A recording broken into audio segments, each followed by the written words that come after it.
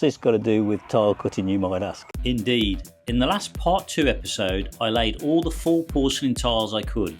So all of this along here, this wall here, has all got to be cut in. Some of them are just straight cuts, but others I've got to get round things like the posts and piping there. So those are going to be a bit of a double cut.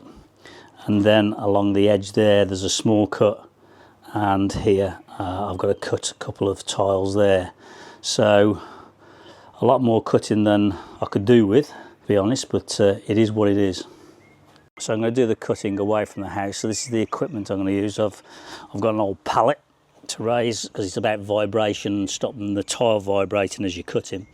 I've also bought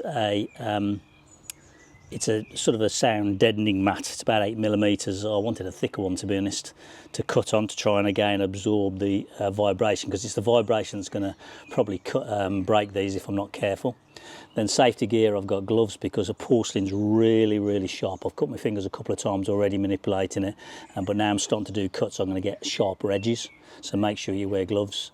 I've got, obviously, when you're cutting, you need to be making sure you've got a safety glasses, make sure you've got a mask for the dust, ear defenders, obviously a pencil and tape measure, and then I've got a diamond cutter.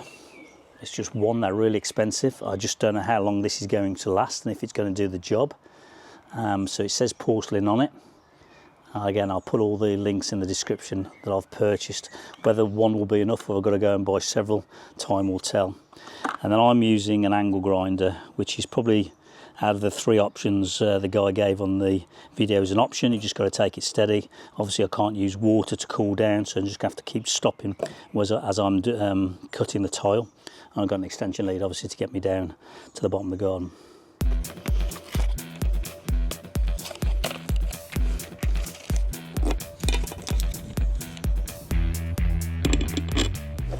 I'm trying to grow the channel, so if you can help me out, I would really appreciate you hitting that subscribe button.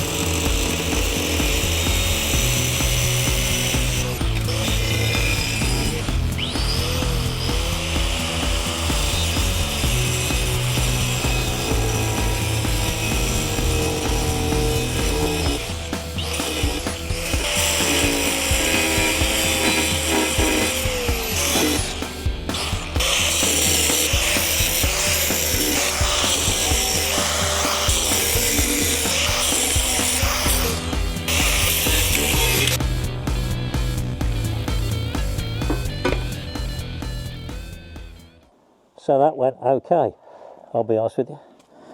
Better than I thought. I had a slight problem that the cutter became loose on the wheel, so you've got to watch that because it's a sort of a press joint. It threw me a bit how those fitted on. But there's a bit of dust being kicked up, so I'm a bit concerned about the neighbours. So I've come up with a wacky idea. We've got a, well, it's a new old kiddies tent that they never used. And I'll probably use it for the grandkids. We're going to use it. I'm going to cut the tiles in it to hopefully keep down on the dust. It might work.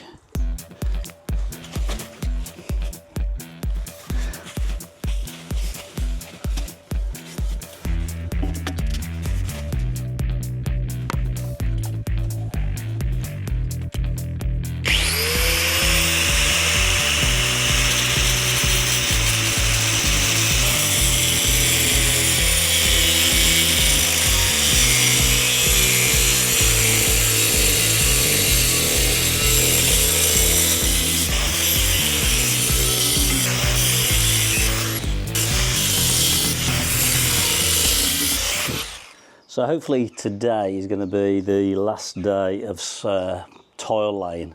I've now cut all the remaining bits. Took me a couple of days to cut everything. So that's all going down. I have to say the cutting's gone really well.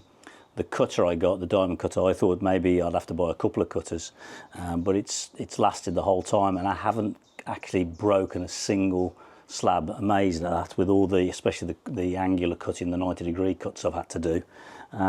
It's gone really well. Little kiddish tent I used for the dust cover.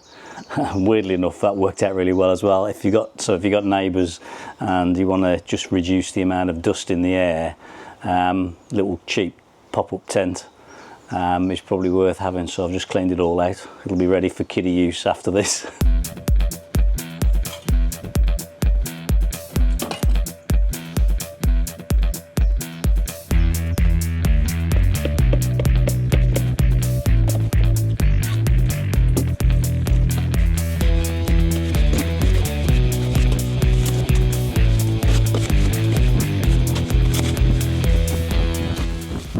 The first mix of the day is too loose. Sod's law. The sand I've got is quite wet actually, so it doesn't need that much water.